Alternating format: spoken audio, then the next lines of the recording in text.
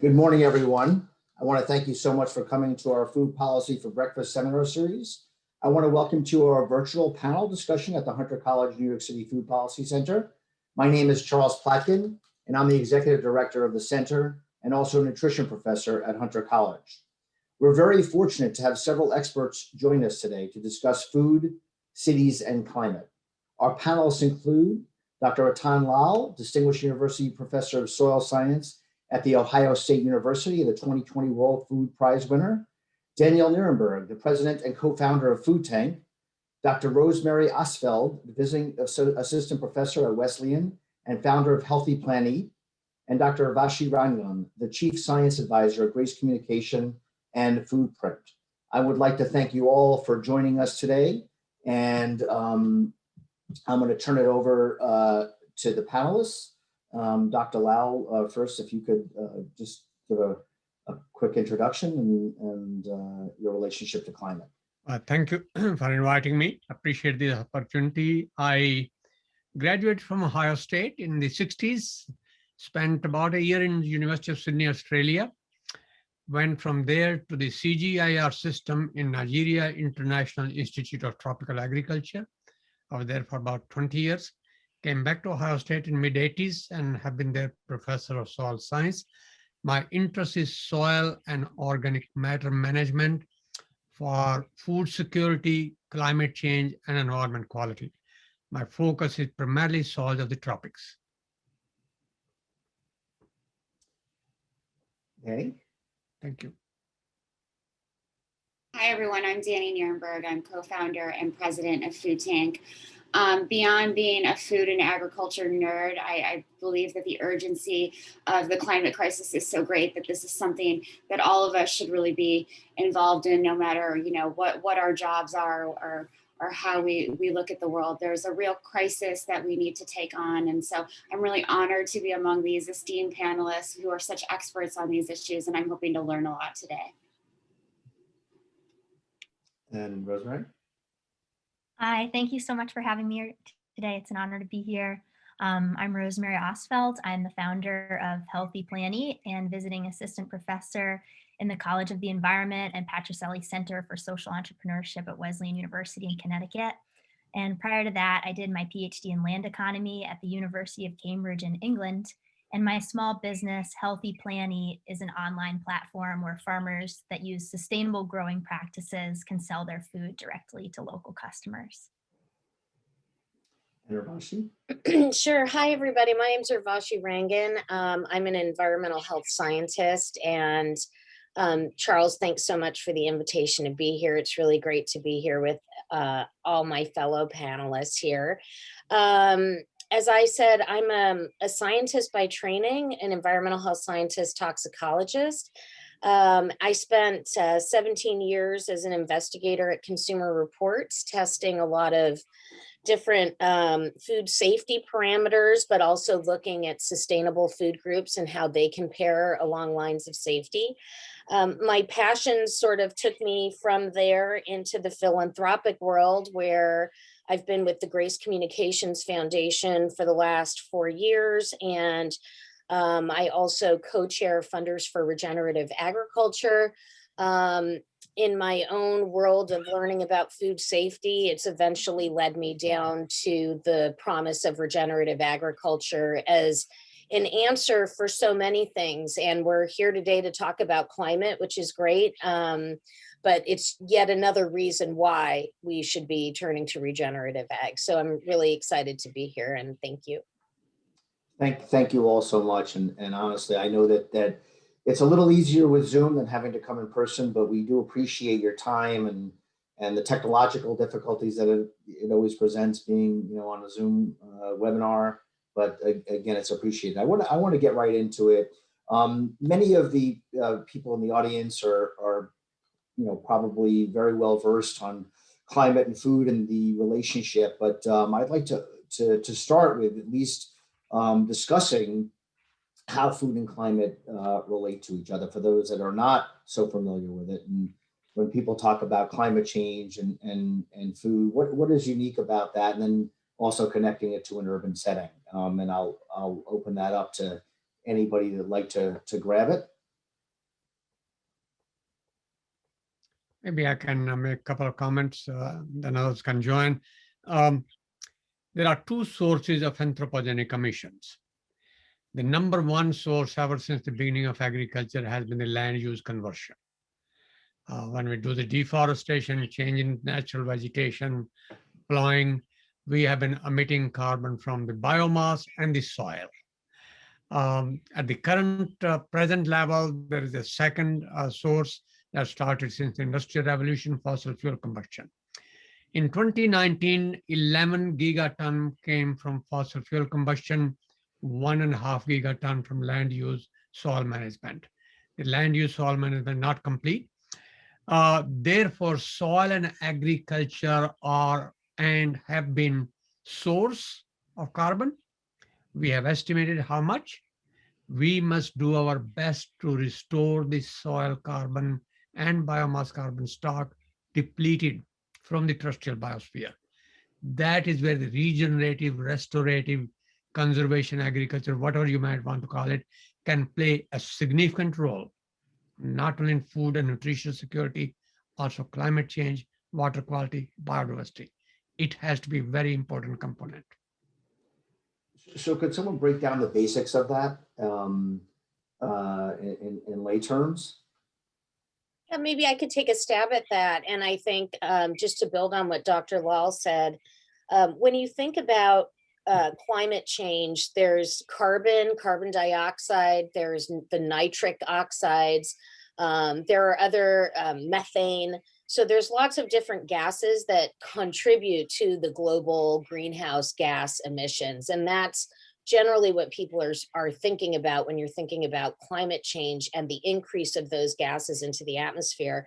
As Dr. Lau well pointed out, one of the major contributors to that is deforestation. You take away a forest and you leave the land incredibly vulnerable. You take away the sink that's going to bring the carbon down into the ground. And that's why deforestation is such a problem.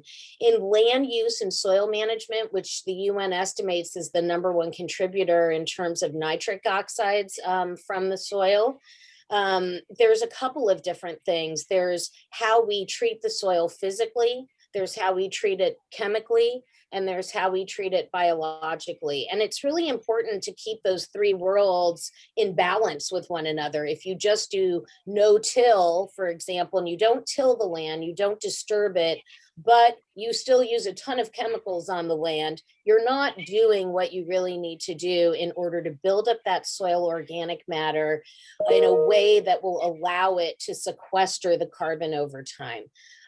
So just to kind of expand the thinking a little bit on why food is both a source, but why it's also a solution to climate change involves a lot of different worlds and different gases to think about. And we'll get into fossil fuels, but there's a huge fossil fuel component as well. So and how does an urban setting connect to this? Like, for instance, how, you're sitting there, you're in a city and you're thinking, okay, this is really just a farm problem. This is a soil problem. This is an agricultural problem. There's really, we're just consumers. How are we supposed to think about this? Well, I mean, I think eaters have a tremendous opportunity and responsibility to make better decisions and to really think about where their food comes from in different ways. And, as Urvashi and Dr. Lal said, because agriculture is both a contributor to climate change, but also one of the biggest solutions, demonstrating that, educating consumers about that, I think is fun, more important than ever before. The work that Urvashi and Rosemary do is so important for that kind of consumer awareness, so that people really know the impacts of their food choices, and being able to go to your farmer's market or your grocery store and make decisions based on that. Companies are sort of also taking this on in different ways.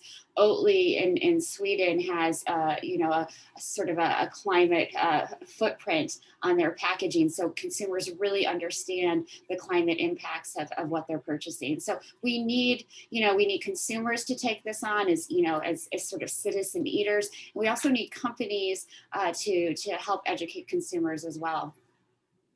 Do you think that it's confusing for the average consumer to understand this? I mean, if you're deep into it, and I'll be very honest, and those of you that know me know that I'm pretty direct. You know, when I hear about climate change and food, and Alexina Catholic, the deputy director, is really up to speed and has a lot of knowledge in this area. But quite frankly, when I hear it, I gloss over. Okay. And that concerns me because I care a lot about food. I care about the climate, but the translation, I think for me is missing something. And I'm wondering if I'm not the only one, and if there is a communication issue around these topics that's not connecting with people to make enough. And maybe I'm wrong. Maybe it has become a top priority. I know climate changes, but I'm wondering if food related to climate changes, and maybe we're missing something as communicators. Yes, I'll really come back and yes, food and climate are related. For example, extreme events, drought, flood syndrome, high temperatures in the tropics, the chances that the food production will decrease with every 1 degree centigrade increase in temperature. For example, wheat production in South Asia, springtime temperature going very high up very quickly, shriveling the grains, drought stress affecting corn, where the growing point is within an inch of soil surface until the stem comes out of the soil. And that growing point being affected by very high soil temperature and drought, that's the time where the pravodia and the yield potential is determined. So all those affect crop productivity and yield. Now, one other part which has not been said so far, but you indicated urbanization. We are almost 60% of the population now living in urban center. We have 30 mega cities approximately in the world at the moment. A mega city is a city of 10 million people. We will have 83 mega cities by 2100. The largest mega city, Lagos, Nigeria, by 2100 will have a population of 85 millions. Wow. Right now, Tokyo, Delhi are approaching somewhere 36 million. A city of 10 million people requires every day 6,000 tons of food. So if you got 40 million people, you're talking about 24,000 tons of food per day. Lot of nutrients coming into the cities, and the food waste and other byproducts, the human consumption, carrying a lot of nutrients, not going back to where they came from. That's one very serious issue. The law of return says anything that you take out from soil must be returned back to it in one way or the other. That law of return has been disrupted. The disruption in food supply chain has been aggravated tremendously by the COVID-19, especially in large mega cities where the resource poor people have disrupted the food supply. So one of the education communication part, which is very critical, is empowering farmers to produce local food production within the cities by recycling the water and nutrients, so that the disruptive effect of things such as pandemics cannot cause a severe problem, as has been the case. The number of food insecure people increased since the COVID-19. By end of December is 132 millions. Wow. And that tells us that unless we do something drastically to make sure that the local food production system are enhanced, urban agriculture, home garden, sky gardening, roof greenhouses, many other things, so we can recycle that nutrients and water are liability. Can we make them into an asset? A very important part of communication.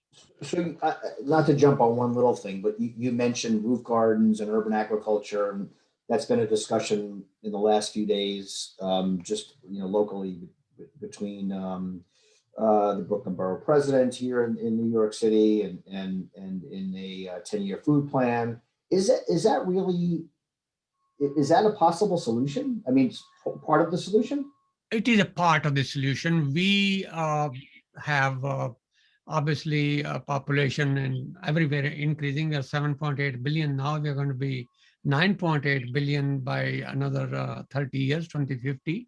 So total food production, some people think need to go up by 70%. But large mega cities where the food is coming in, we have to think about recycling water and nutrients to produce perhaps a fixed amount, 15%, 20% green grocery, other horticultural part, probably not grains, produced within the city limits. That is an important part of the solution to strengthen the local food production chain and utilize the finite nutrient resources, including phosphorus and other, to produce within the city limits, including using no soil-based agriculture, such as aeroponics, hydroponic, aquaponics, skyscraper tall buildings with glass to get the lights, and recycle those water and nutrients. If I could just jump in, Charles, I'm Yes, sorry. please. I mean, I think Dr. Law's making an interesting point about urban agriculture that it is, I think more important than ever before because of COVID-19. More people in the United States certainly are having, gardens. There are people around the world who've always had to grow food in cities because it's necessary. That's, a significant part of their diet. But I think it's a really a great tool to teach people about where their food comes from and the impacts that it has in different ways. And I don't want to overlook this because these, you were asking before about how to make people sort of not gloss over when they're thinking about climate change and agriculture. This is one way to do it. The closer people are to their food systems, whether they live in rural areas or urban areas, the more sort of concern they'll have. When you grow something yourself where, your tomatoes fail, that you feel that connection more closely than you would if you otherwise were not growing food, even if it's on, your windowsill or on your rooftop or in your backyard. I think that is a real way to make people more concerned and understand that urgency around, the climate crisis that I was trying to explain before. Yeah, and I'll jump in too really quickly, Charles, and thanks, Danny and Dr. Lau. I think, it's an arbitrary distinction in a little bit between urban and rural when it comes to food. We all play a role in this. We all, to Danny's point, eat 3 meals a day or 2 meals a day. So we all have a part to play. I think that if you care about food, and you did up until this point, until climate, you should ask yourself, what is the climate impact of everything I care about? Because there will be a climate dimension to it. So that's one way to kind of stop and think, especially if you're someone who cared about food to begin with. The other thing to think about is, to Dr. Law's point of food insecurity and the consolidated food system we've had, and it really revealed its vulnerabilities during COVID. By contrast, and we can get into this more deeply, the local food systems where that did exist, and we are a country that makes that very difficult, but where it did exist, it thrived. And so where there were local food systems that were aggregating from farms and delivering to local urban centers, you actually saw an increase in business, a tremendous increase in business. And I think what that says is that it is quite possible to have a decentralized food system that can work for everybody and can actually bring better food into the urban centers and give people an opportunity to know where their food came from and to support their local economies. And in that way, it really brings in a lot of these secondary facets to both the climate discussion as well as the food discussion. And I just want to maybe put this point into people's heads, because when you start from this, you start to realize we all have to be part of the solution, which is that we only have about 30 years of soil fertility left. This fertility in the soil, because of all of these extractive practices that also contribute to climate change, but other things as well, is actually not just depleting soil organic matter, but the actual nutrients in the soil that allow us to grow food in the first place.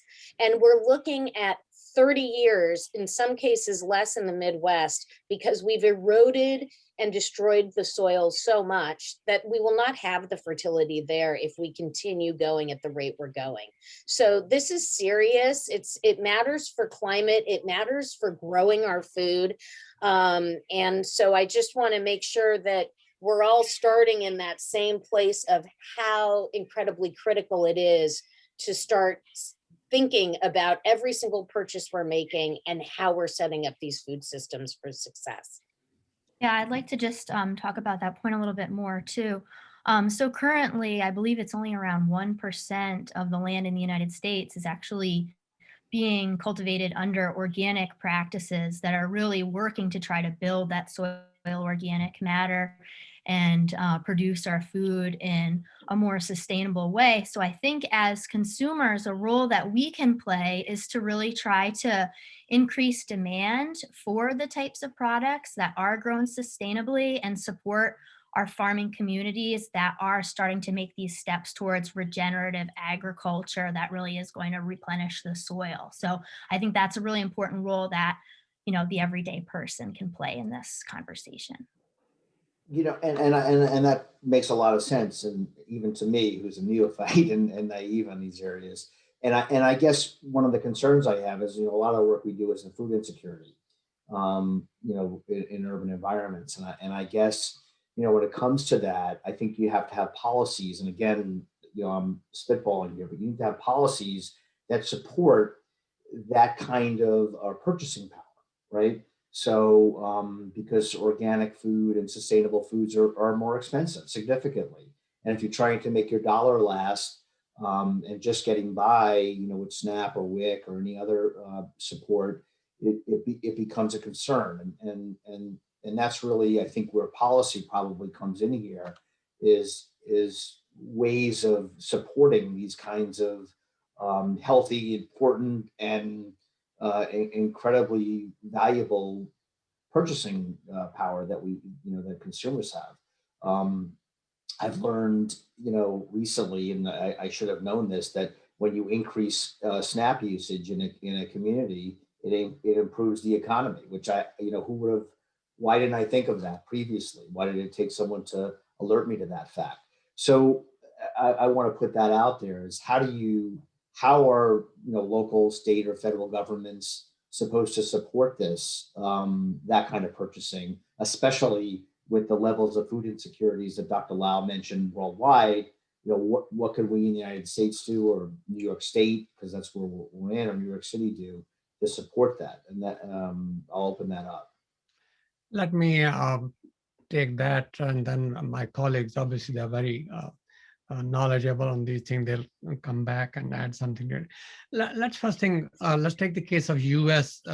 What policy do we need? And then we might think about globally. How much carbon can be sequestered in soil in the US and trees, and what policy measures are needed to improve that potential sequestration? In the US, soil, cropland, grazing land, forest land, all those land, if we manage properly, we have mentioned a couple of ways how to manage them properly. The technical potential on an annual basis in all those land is 290 million metric ton of carbon in soil. If you add that in forest land, another 140, 150. Total technical potential in the US of terrestrial systems, soil and trees, about 430, 450 million metric ton, which is exactly 1/3 of the total emission from fossil fuel combustion, about 1,350 million metric ton. So 1/3 can be offset through improved agriculture, including urban farming that we talked about.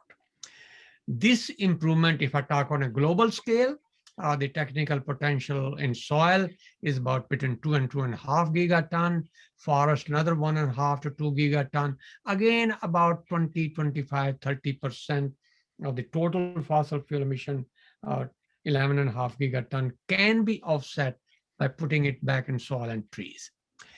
It has many benefits: food security, nutrition security, water quality, water health, algal bloom, Gulf of Mexico, anoxia, biodiversity. Everything you think of depends upon that, including the nutritional quality.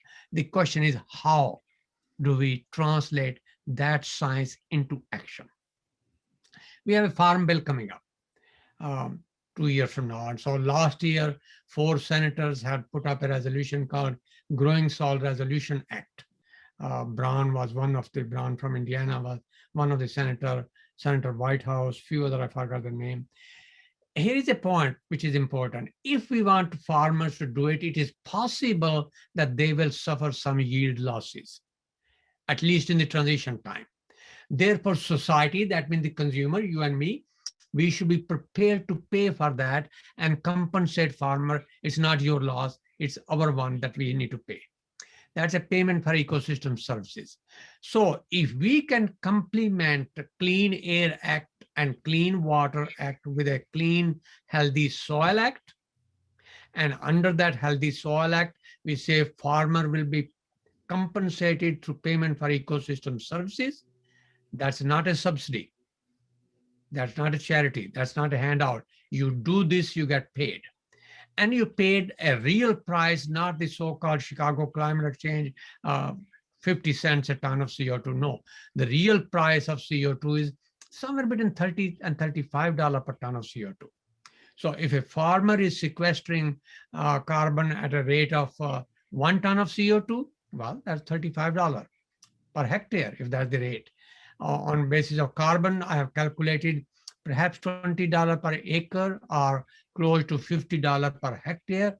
If farmers are compensated through a new farm bill and soil health, then we will translate science into action.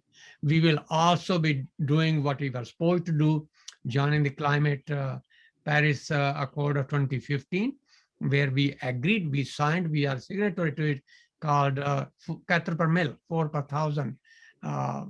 We have been together, Daniel and myself, attending Planet A meeting where this farm thing is discussed quite a lot.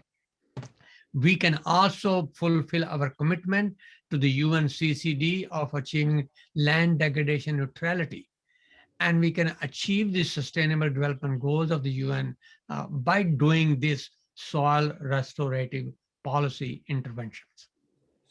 So what actually happens? So walk me through, if somebody can walk me through what actually happens to be able to do this. I understand the policy, and I think that would be.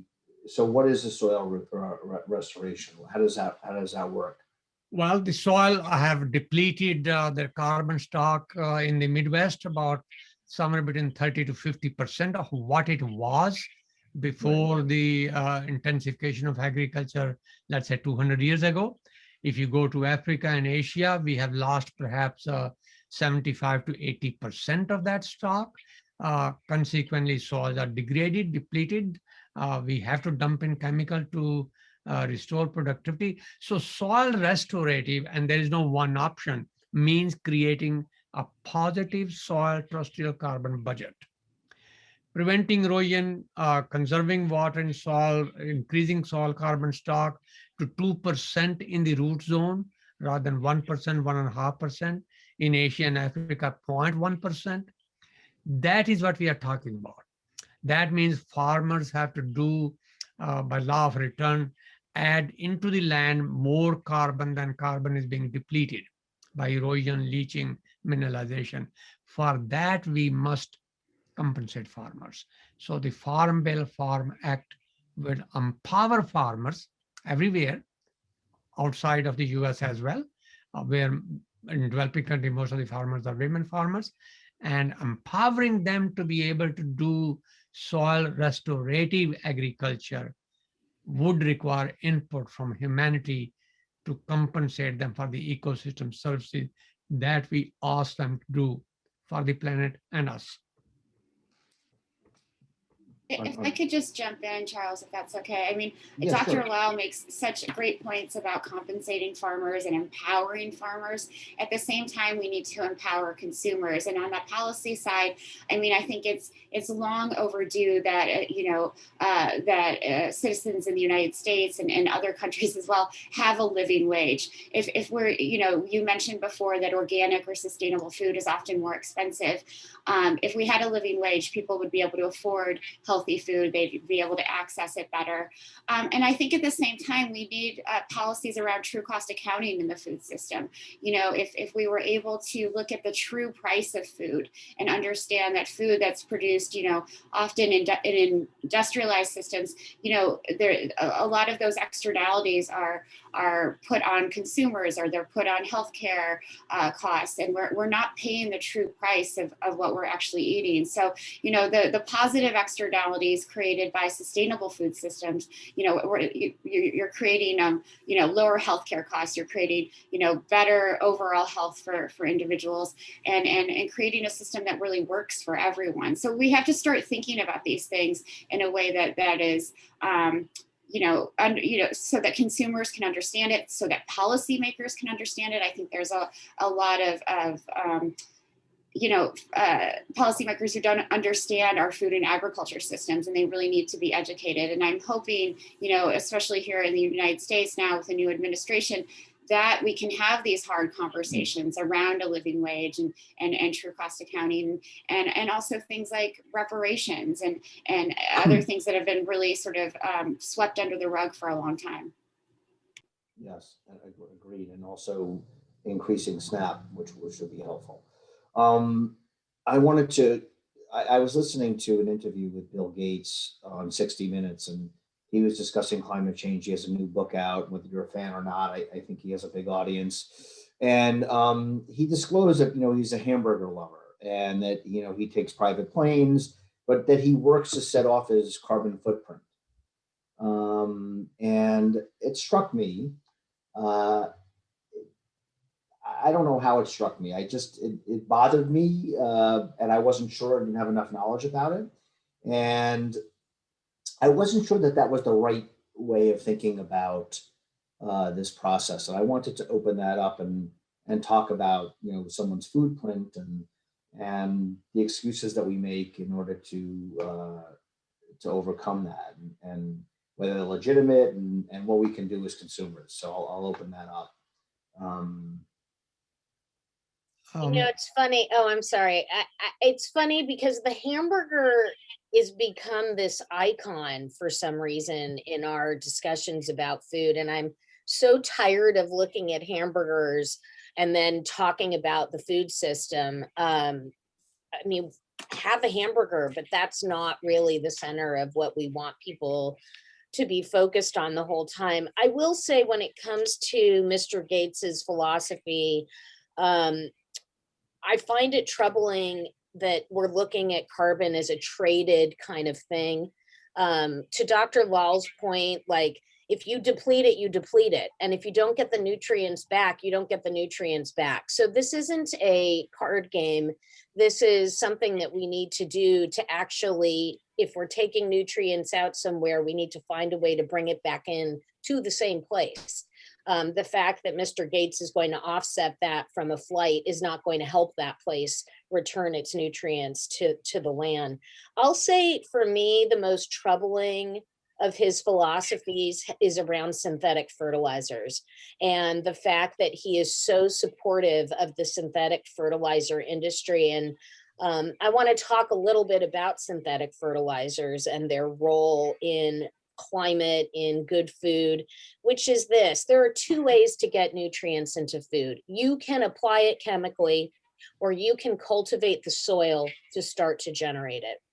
And when we talk about carbon sequestration and all the things that Dr. Lal and Danny have been talking about, we're also talking about providing a system that can generate nutrients. This is all predicated on healthy soils, which are not inert. They're a living organism with microbial life that is literally processing things in the dirt to make nutrients more bioavailable to plants.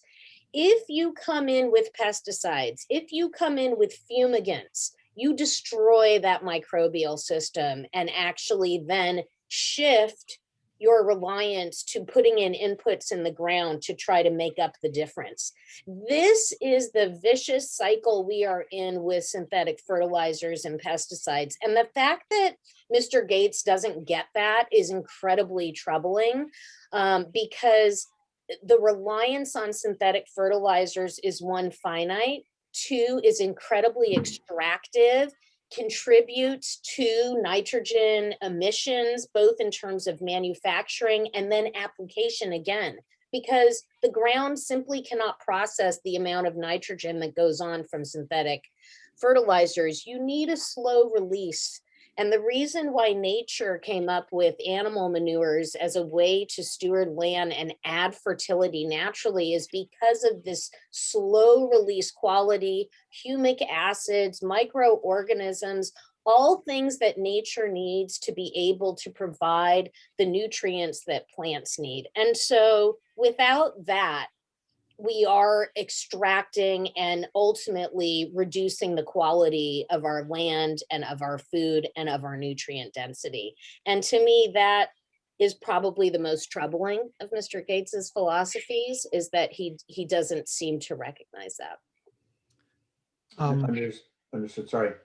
I want to add something to what she just said, but you can go ahead before I. No, go ahead, Dr. Long. Well, I won't say much about hamburgers because I've never eaten them. And as you can see from my hairs, they've all turned gray and I fell off. So it must be because I don't eat hamburgers. I can't think of anything else. So I can't say much about it. But I would like to say, though, that health of soil, plants, animals, people, environment, and the planet is one and indivisible. And when the health of the soil goes down, health of everything else goes down. So what the health of the soil? A healthy soil should have about 5 tons of living biomass of macro, meso, and microorganisms. Their food, those 5 tons of that, their food is the soil organic matter content. So when the soil organic matter content is taken out, depleted, not returned, and farmers are desperate because they take away the crop residue, feed it to the cattle, and they take the dung and use it for other purposes. So land is left to fend for itself, bare and exposed to erosion by water and wind. Its health goes down very quickly, and the loss of micronutrients, especially in the topsoil, 17 of them, which are essential for human health. When soil doesn't have it, plant don't have it, animal don't have it, the food doesn't have it. So food is the medicine.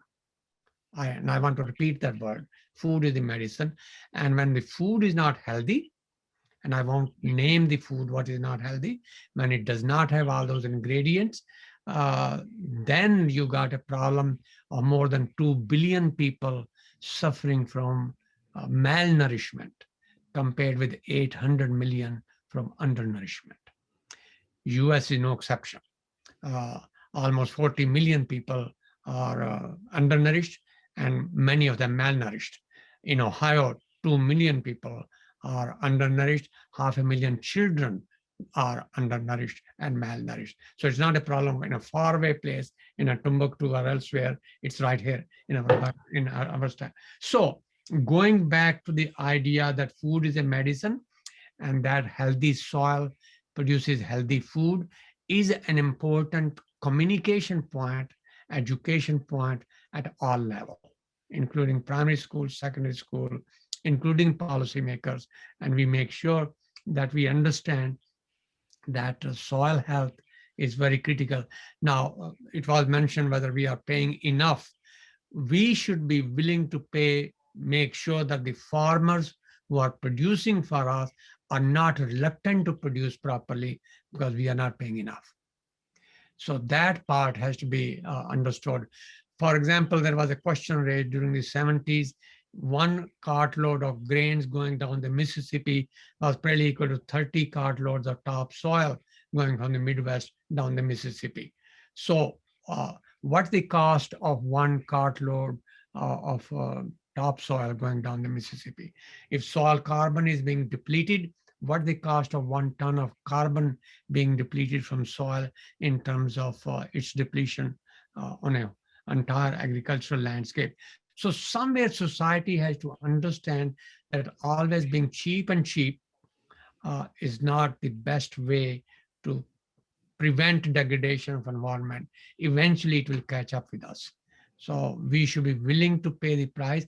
And I want to clearly differentiate between subsidies to promote a commodity. We are talking about the societal value of payment to land managers and farmers for improving soil health, water quality, air quality, reversing the carbon from air into the soil. We must be willing to pay them to do that.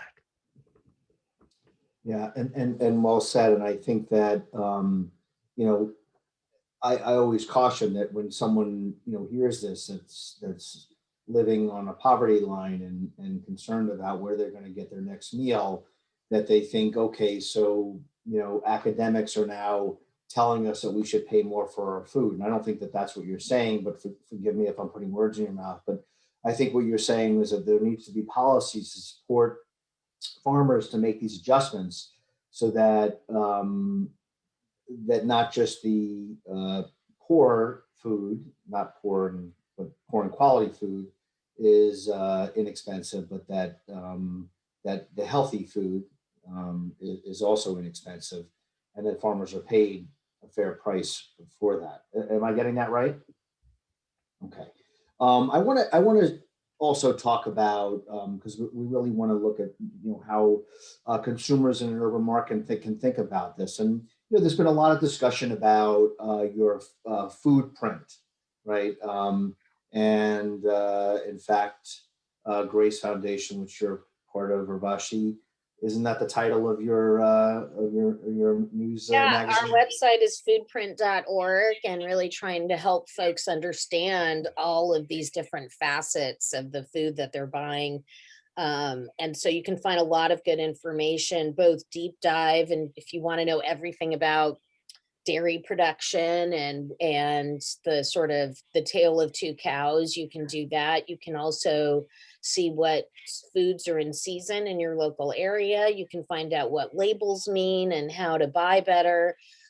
So we sort of an all-purpose site for quick reads and also studies. So and getting to that, so this food print, not your publication, but this the carbon footprint around food. Greenhouse gas emissions are produced by growing, farming, transporting, storing. So and I think that Danny, you mentioned, was it Sweden or Norway puts on the label. The company Oatly puts their climate footprint on their labels in Europe. Yeah, and I guess I think it's also I had read that in Norway, let's just see, in Norway, I believe that they actually put the carbon footprint, but I'll check that fact and let you know. But I think that that's an important thing, and it gives an opportunity. Not that calories have been the end all be all of putting those on the packages, but I think that giving consumers information, like letting them decide whether something's GMO and they want to partake in eating something that has GMO, the GMO foods, or if somebody wants to understand the impact of that food has on climate, that would be something that could potentially change consumer behavior. Or what are your thoughts on that? And how do we as consumers learn about that? And should that be something that New York City, which is a progressive city, should be thinking about? So I guess I want to answer that as yes and no. And the reason I want to answer it that way is because climate is the new urgent lens with which we're looking at our food production with. And that's a good thing. But it's not to dismiss all of the other things we need to be thinking about. And food is a system. And for those of us who've been working in this system for a long time, we know that there's many components to it. So Charles, you brought up a lot of the things related to carbon, the greenhouse gases, the extraction, the chemicals that go into food, and being able to support systems that are not doing that and that are cultivating. And organic is one, but there are other ones as well, even animal welfare certifications, which treat animals better and their health is better, and therefore the system is healthier as a result.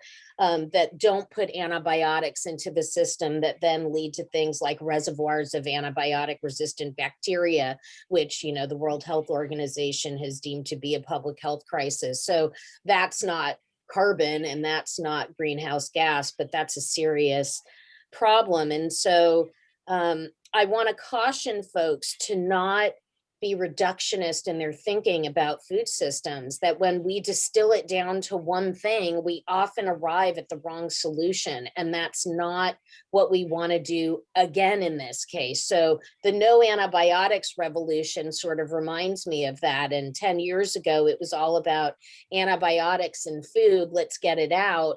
That didn't do much because we didn't do much for how we raise animals or confinement issues or all the things that are disease provokers in the system we didn't deal with. And so as a result, that solution was not as effective as it should have been because we didn't take the whole system into account. So I just want to be clear that food print is trying to get beyond just your carbon footprint. It's really trying to get to the entire food print and trying to understand carbon and the various other things you need to think about. And so just touching on that for a second, and I do live in the Bronx, so I mean, I'll just take myself, for example, as an urban consumer, what can I do? I'm not out there on the land. I'm not stewarding the land. So I can choose to shop at my farmer's market, which I've been doing a lot more of during the pandemic. I can look for local aggregators. In my case, I now get all my meat from Walden Meat, which is a Northeast aggregator of small farms producing food really well. And I have to say, it's kind of remarkable. I know where all my meat and eggs come from now. And the pandemic is what led me to start making my purchases that way. So Is that there's, because it's labeled, Rashi? Is that why? pardon me? Is that because it's labeled, or how do you? Yeah, Walden actually does their own kind of sourcing among the farms and does some verification. I don't know that it all has an actual seal on it, but they are grass-fed farms. They are in the Northeast. I even have the farmer's name stamped on my meat packages. And it makes me so happy that I actually know where my food's coming from and I'm supporting farmers in my region. So there's another way that you can really go a long way toward doing that. The other thing I want to mention that we haven't mentioned, well, there's two things. One is urban composting, really important, because back to Dr. Lal's entire how do we get these nutrients back to the land, urban composting and taking your scraps either to your farmer's market or compost facilities are a great way to get that out of the trash system and the municipal solid waste and have it be treated in its own way to make compost that can go back into the ground. And that is the natural way to foster nutrient cycling. So composting is great, and all your greens and all your browns out of your kitchen can go into that. And then you can just bundle that up and either compost it yourself or take it. In many cases, many municipalities will have programs available for consumers to take. The other thing I wanted to mention, and I know Danny knows a lot about this, is food waste. And the fact that 40% of food is wasted out of the farm gate, 40% is wasted out of your kitchen. So if you think about that, and not just the carbon impacts, but the waste impacts and all of it, we as individual consumers can be doing a lot more to make sure that we're not wasting all of that food. And so there's a lot that we as individuals can do to make sure that we're not overbuying. We don't let things rot in the fridge. Maybe we make our purchases a little more frequently. So there are things that are far afield, and there are things that you can do right at home today to start improving your own food print and your carbon footprint as well. Yeah, so I'm not gonna, that sounds incredible, but I just, knowing people and their behaviors in urban environments, the struggles, the rushing, just making sure you can, make ends meet. I just feel like that overwhelms people, and then we get to some people just giving up, just like they do with healthy eating and We're so confusing, and every day there's a new study that's coming out that you shouldn't eat meat, you should eat meat. Butter is good, butter is not good. You need to buy something that has the label humane on it, and it's just so much information, and people want to do the right thing, but it becomes overwhelming, so you do nothing. And that's why I think that it concerns you as a scientist and as a communicator when someone says, "Oh, can you put the carbon footprint on the label?" And I agree with you what you're saying, but it confuses me, and I think I just want to just tell me like how to do this and give me a number and I'll do it. And I think that that's what I think people, if there are people that are not in the food world that I know, that if I start talking about this, they'll just be like, okay, I give up. So how do we overcome that? And I know that's a big question, but there's a lot of people that are government staffers and politicians and people listening to this in the food world. And I want to come up with something, in this discussion that moves it along and gets people to think about, okay, and all the things you said are important. They're all on the checklist. But then thinking about, on top of all that, not just consumers, but restaurants, institutions, city governments, and then thinking, okay, well, we can't really ask restaurants to do anything at this point because they're right on the edge of just collapsing. Okay. So how does this all fit together? And we may not have all the solutions, but just wanted to hear your brilliant minds to think on that topic. I just want to make a few points, Charles, if that's okay. One, I want to commend both Rosemary and Urvashi for the work that they do. Again, it's so important, the education that they're doing around consumers and eaters. And so I think their information is not overwhelming. I think there is label fatigue. Right there, I don't know if a carbon footprint on a label is going to change anyone's mind. But what Urvashi was saying about how she's seeking out local purveyors, those are different kinds of labels, right? That farmer, a lot about, you've been on their website or you've seen them, sell you your meat share or whatever. That's the kind of education we need. Dr. Lau mentioned this before. We need education from elementary school right through higher education on these issues from the very beginning, so that we're not sort of overwhelmed, and so the next generation can figure out how to make the better choices and to figure out how to support farmers, because it's been a part of their lives from the very beginning. I think that has been a problem. And I also want to say that, we can't buy our way out of these problems, right? It's not going to be me buying an oat milk latte that solves the climate crisis. It's going to be concerted action from farmers, from policymakers, and from all of us as eaters. Yeah, that's very, very well said. And I think that, yeah, and I think that that's probably a very important point, is education. I know the work that, probably you're not aware of all this, but like Stephen Ritz does in the Bronx with young students and educating them, about growing and soil and in eating healthy foods. I think that it starts with that.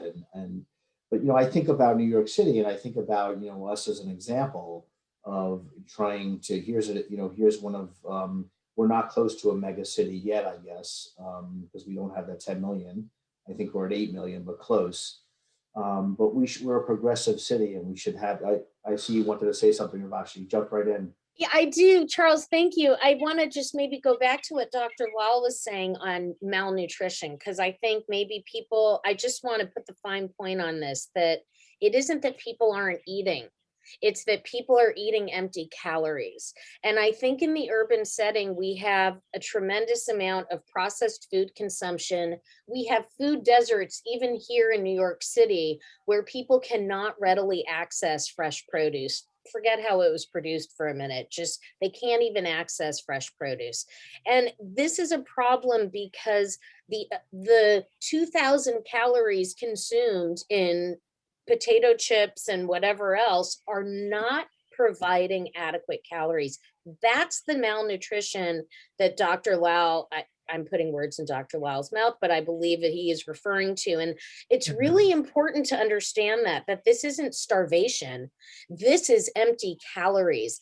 And so if you really want to think about how to get your nutrients in a day, you cannot rely on ultra processed foods to get you there. It will not get you there. And so availability of produce in general is probably the most paramount thing that we can be doing as a city, New York City especially.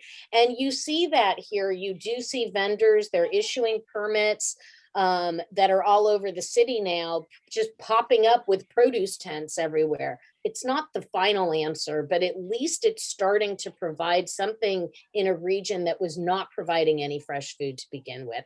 We need to think about more of these things. Your SNAP dollar in New York City at the farmer's market is worth twice the amount of the SNAP, because in New York City, the farmers markets are agreeing to give twice the value for every SNAP dollar. That's amazing, actually, and that can help offset some of that increased price in some of the organic or better produced kind of foods. So I think that there are some concrete things happening in the urban space, but I think people need to understand that this isn't from not eating. This is from eating the wrong foods. And so how do we get the right foods in the right places so that we all have a level playing field to start from?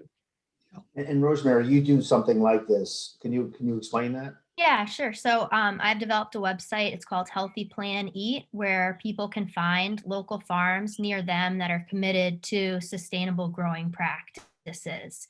And what the platform allows farmers to do is actually create their own farm page where they can share information about their farm, how they grow, the practices they use themselves, and then they can list their products so that local people can go onto the site, see what farms are near them, and order to pick up either at the farmer's market or pickup location. And I've been doing a pickup in Middletown, Connecticut, which is a small city, and I found that that's worked really well because it enables a variety of different producers together to organize a pickup. All the food has been pre-ordered through the site, and then people can get that food from, a sustainable plant like vegetable grower, mushrooms, microgreens, like pretty much anything across the board. So that's really what I think is important, is trying to increase transparency and traceability through the supply chain so that we aren't bombarded by so many labels, but that, you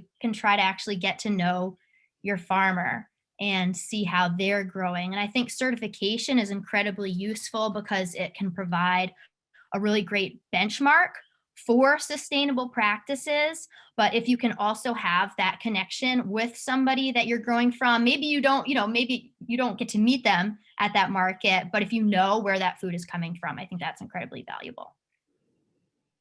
Thank you. That's it. And when and why did you start this? So when I was doing my PhD, I was looking at palm oil production in Southeast Asia, and palm oil has become a pretty controversial commodity just because it's in so many different products, but it's been linked to issues with human rights, issues related to the environment, and most consumers just aren't aware that it's in so many products that they use, and they're also not aware of the environmental and human impacts of the commodity. So I really wanted to create something that tried to create more transparency and traceability, and just make that path from farm to fork more simple and try to increase access for people to get food that's being grown right around them. I think that many people don't know of all the amazing farms that are located just in the Northeast. So I think building that awareness, and not every farmer has an incredible website or like marketing team behind them. So if I can make an easy way for them to show what they're doing, that's ultimately what I want to try to do. I like that. That's great. I think that, we're fortunate in New York City to have Grow NYC and Green Market and Harvest Home, and some of the northern areas of New York City, and that do an incredible job of sort of trying to highlight their farmers and develop them as not personalities, but certainly to develop what they're selling. And taking SNAP at the farmers markets, I think, is incredibly EBT and is incredibly helpful.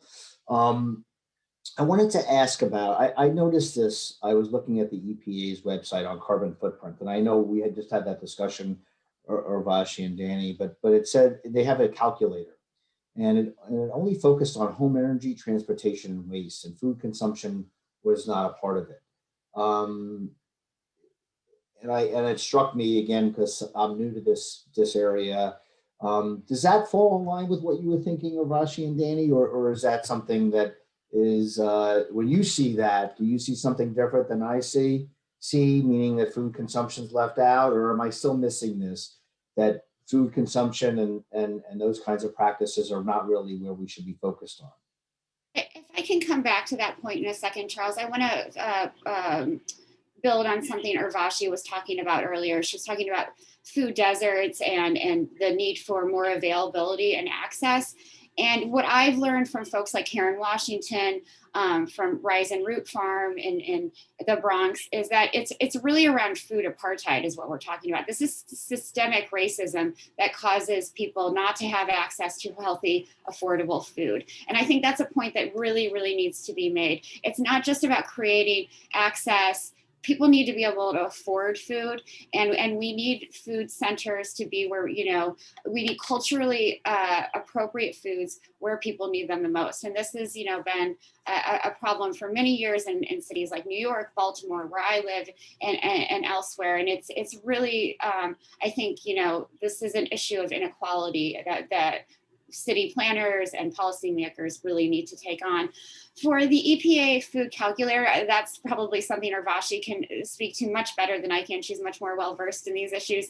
But I think this is just, our policymakers, our government, past administrations have really ignored the impact of our food systems on greenhouse gas emissions. Urvashi mentioned food waste before. We've all heard this saying that if food waste were a country, it would be the third largest emitter of greenhouse gas emissions. We really need to have our USD, our EPA, our Department of Labor, Health and Human Services, all working together to understand these issues and how interconnected they are, and not have them be siloed anymore. So I think that's kind of where the problem with the EPA calculator, because it's not the fault of the people who put it together. They're just not, they're in their silo. They're thinking of different things. Yeah, and Danny, thank you. I think those are such great points. And as far as the racial component and food deserts, it is absolutely, and thank you for bringing that up. And the disjointed food system that we have. So EPA is generally responsible in the food system for approving pesticides that are allowed for use. I mean, that's their major role in food. FDA and USDA have their own roles in food, and this disjointedness across agencies has made it really difficult to then come at a holistic issue like this in a credible way. I will say, though, that if you just took the fossil fuel component of food and pulled that out, that there's a lot to be gleaned from that. And that is that we have an entire petrochemical industry that girts our conventional food system. And that's for fertilizers, it's for pesticides, and it's for the incredible amount of drugs that go into our food system, not just to animals, but we also treat fruit trees with drugs and antibiotics, things like tetracycline and streptomycin.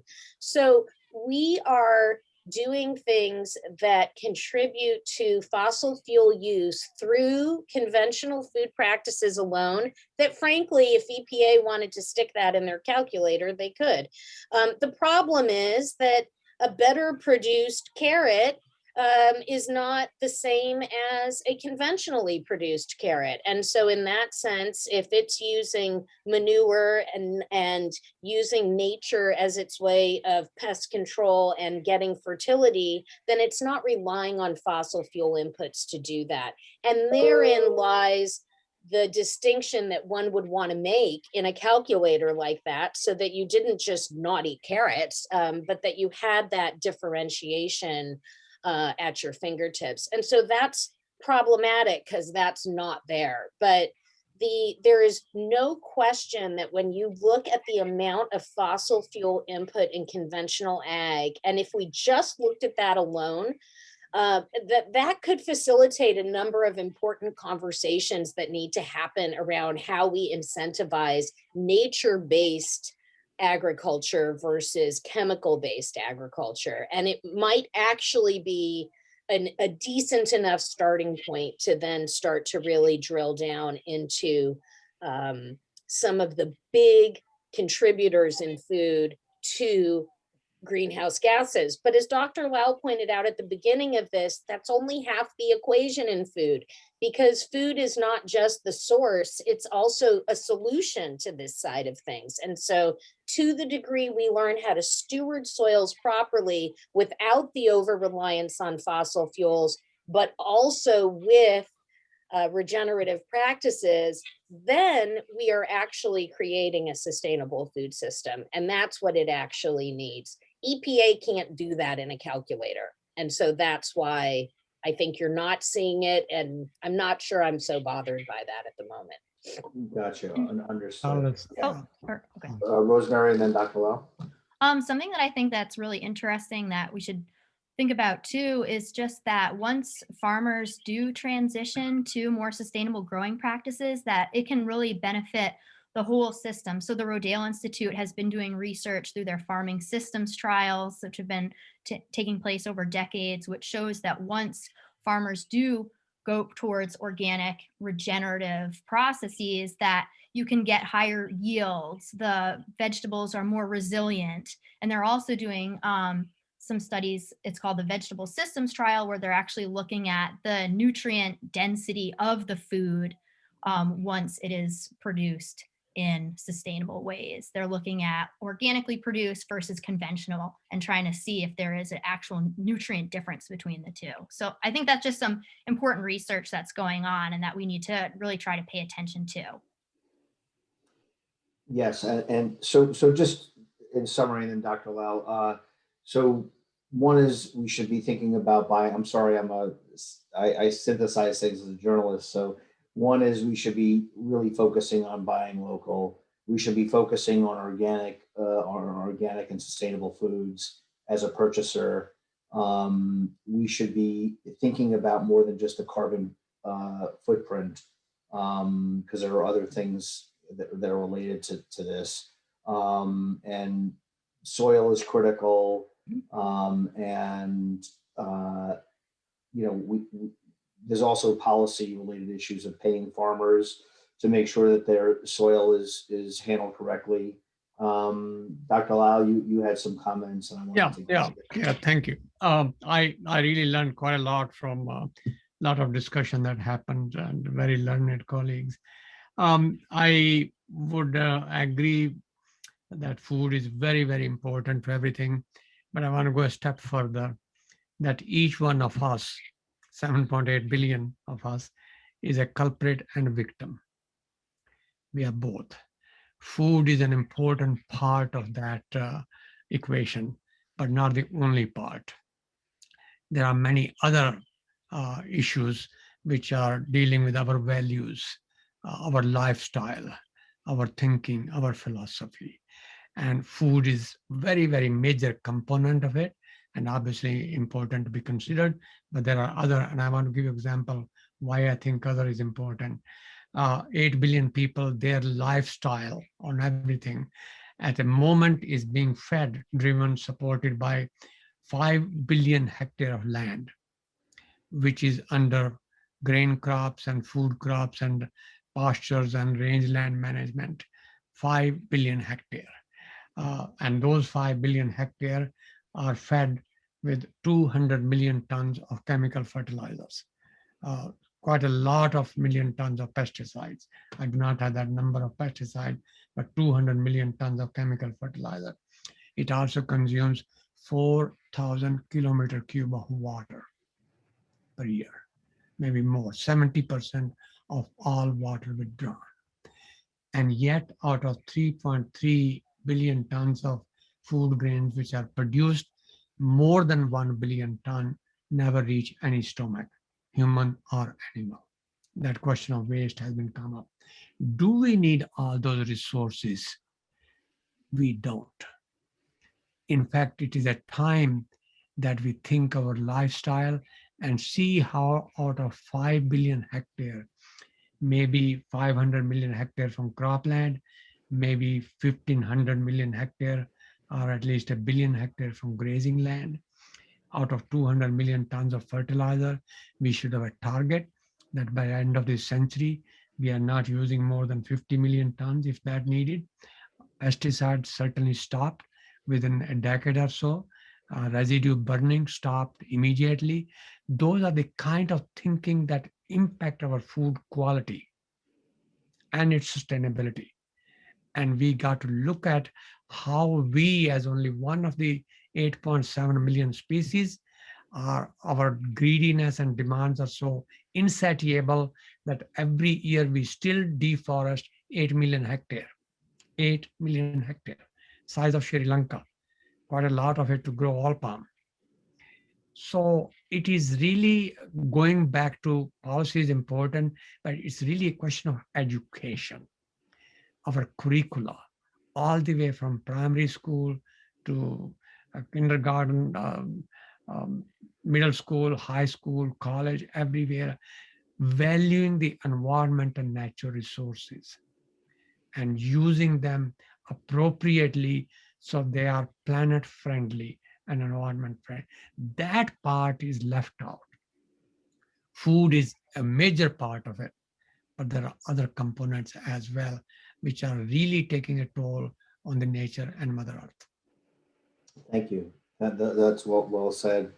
I wanted to focus the last 15 minutes or so of our discussion on other things that could be done locally from a policy perspective.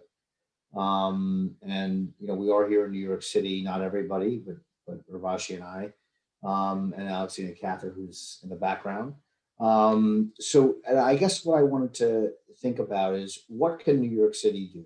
It's a progressive city. I saw that the city of Milan reduced greenhouse gas emissions associated with meals served in its public schools and made sort of a commitment. And they reduced it by 20% by doing food swaps on school menus. Now, even if they did this in a stealth way, which they didn't, promoting it and showing that there's movement probably looks very progressive and puts things on people's minds.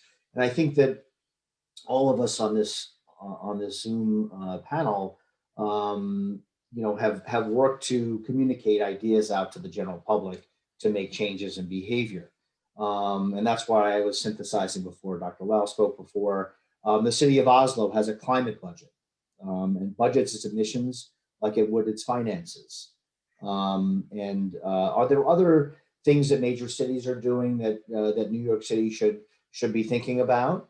And what are suggestions that we could recommend to policymakers, and what are suggestions that they could impose on restaurants, not maybe right now, but maybe 3 years from now. We just came out with a 10-year food plan. This was, I think I didn't read the whole thing yet, but this was a small part of it. So I'll open it up and start with you, Urvashi, if that's okay, because you're a resident. Yeah, sure. And I've got 2 kids in the New York City public school system. For those who don't know, we've got 1.2 million kids in our public school system here in New York. So it's a city unto itself. And of course, I think we spend 50 cents on lunch for these kids every day. So it's not a lot. And I could have that figure wrong, so don't quote me on that. But all to say is it's very little. I think the reason New York has such a great opportunity is because we're so big, and we could really be a model city, I think, for others in demonstrating the feasibility of putting what a lot of us on this panel have already talked about. So I want to just re-emphasize the curriculum. We don't have a curriculum right now in the schools that is really getting at this value chain or appreciating these resources, but we have an enormous opportunity to do so. And we can do that in a coordinated way. So we should be taking advantage of that. We should also be holding up some of these alternative food programs that are actually bringing gardening into the schools, that are bringing scratch cooking into the schools, that are even working within school food so that you use the menu and the purchasing options, but you're actually creating fresher and more nutritious food. So there are lots of really interesting ways that New York is already starting to get at some of this. Wellness in the schools is what we have here in New York City, or WITS. And they need more support. They need more bolstering, because they actually need support to get into the schools to demonstrate that this is all working. I'll also say that I think the Sustainable Agriculture Research and Education Program at USDA, I just want to mention that here. They have grants that they're giving to every single state. They'll all be a little bit different, but that's a great place to just keep your eye on to see if there's something applicable in your state relevant to a grant that might be available from the federal government to support sustainable agriculture research and education going on in your state. So I'll leave it at that. I'm sure others have more to add. Well, I just have one more question for you. Sorry. So meatless Mondays, okay, and having a reduction in meat. And we didn't really talk about that today. Yeah. And I do want to put that out there. So why did I think this discussion was going to be a lot about avoiding meat, and it's not? Great point. So I think it is about this duality, right? About not throwing the baby out with the bathwater. So does raising livestock have a contribution to greenhouse gas emissions? It does. It has to do with burping and to some degree farting, but burping methane. It's actually a very natural process to cows, and they ferment in their stomach, and that's a natural byproduct. I, in my own opinion, think the focus has been way too hyper focused on livestock, and that's why it's leading to erroneous proposed solutions out there, like let's get rid of all animals on the planet and just eat ultra processed fake beef. That is not the answer. And in fact, if you look at regenerative livestock systems, they're pretty incredible in what they do to return all these nutrients, humus, topsoil building back into the environment. It has to be done right. You can't raise animals in confinement and take all their poop and put it in a lagoon and think that you're going to do the right thing. No, you need to think about pasture raising and how you compost over time. But these systems have shown not only to be better for the environment, but better for the pasture, better for the animals eating it. And it turns out the nutrient density in grass-fed livestock is actually better than in conventional. So lots of multiple co-benefits. Are there things we should be focused on in conventional livestock production? Absolutely. As an advanced nation who probably in some cases is eating too much red meat, there are public health arguments for why you should possibly lower it. Are there certain countries where they may want to actually up their amount of livestock consumption? There are. So there is no one size fits all. You really need to look at your own caloric intake, how much you're eating, and if you're eating meat, to do it as well as you can. Meatless Mondays is something that actually one of our founders helped put that term out into the market, and was so happy for everyone to take it. Sid Lerner, who's just passed away recently, actually, and he couldn't have been more thrilled to see that campaign taken on around the world. And it was a way not to get rid of all meat consumption, but to say, one day a week, you might look at other plant-based things. And it was meant to not just reduce meat consumption in a country where a lot of us overeat meat, but rather looking at other things you can do to augment your own vegetable and produce-based diets. And it's been pretty wildly successful it allows people to do it in a simple way, so that you can really take a day off from meat and start to think about other things. It's not a way to scrap all animals on the planet. And I think that's why you have not heard that discussion here today. I don't think anyone on this panel believes in that. Thank you. So other recommendations for New York City policymakers. Danny, Rosemary, Dr. Lau, other recommendations for New York City policymakers on how New York City can be a progressive city in terms of climate and food. I want to re-emphasize what was just said about livestock are very, very important to agriculture for many reasons. So nobody's making a point that livestock are not there. In fact, integrating crops with trees and livestock is the best way to improve agriculture. What has happened since 60s when fertilizer became more common, that integration of livestock has been decoupled from farming, and that's a problem. So I think let's not confuse with overeating red meat with that we do not need livestock at all. Livestock are extremely important component. I recently wrote an article that integrating crops with livestock and trees is the solution to reducing chemicals and other. So that part need to be emphasized. Now, meat is not the only reason why the livestock are needed. Livestock are needed for many other reasons. So judicious. The other part I like to mention, it was also indicated, the difference between poison and remedy is the dose. One aspirin is good for headache. 100 aspirin can do many other things. So it's moderation, judicious use, discriminate use, and using technology with wisdom. It's the technology without wisdom that has created a problem. So those are the kind of things which are moderation, judicious, discriminate, prudent use of everything is really the solution. Thank you. There's a scientist, Dr. Jonathan Foley, who's involved with Project Drawdown, and he has a really helpful blog, and he entitled it Beef Rules. And he has just a few recommendations. One is to not overconsume. Another one is not to waste any meat. And then the third recommendation was to make sure that if you are sourcing meat, that you're getting it from like scenarios where it can go back, where you're benefiting the soil. So maybe grass-fed, pasture-raised livestock. I think that those are some things that customers can think about when they're making their purchases. And that might be more expensive, but that can ultimately be helpful to farmers that are growing in sustainable ways.